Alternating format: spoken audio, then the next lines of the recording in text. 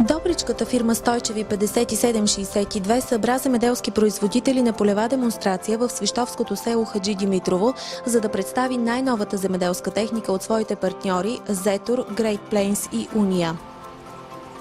При тракторите Зетор беше показан новият модел Forterra HS Hix 140 конски сили с трансмисия на Proxima и електрохидравличен съединител.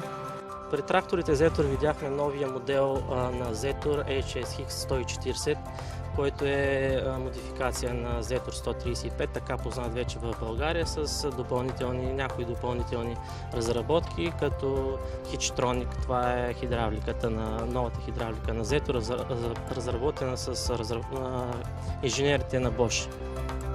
Новост при тракторите Зетор е моделът Major 80, който е най-малкият от серията си. Тракторът е на промоционална цена и се предлага с някои нови придобивки. То е със стандартното оборудване на обикновените трактори, с малко по-силен навес, с кабината му е просторна, има люк с климатик и това, което мога да кажа. Освен като промоционален трактор, той също така разполага с въздушен компресор. Това промоционален трактор е доста добре като цена. В региона на Свищов Зетор е най-популярният трактор в диапазона 80-140 конски сили. Машините, предлагани от Стойчеви, са на достъпна цена и с отлично сервизно обслужване. Категоричен е Андрей Андреев, председател на кооперация Бъдеще 93 в село Овча могила, която разполага с 6 трактора Зетор и прикачен инвентар Уния. Доволни сме от тях. Сервизното обслужване е на ниво.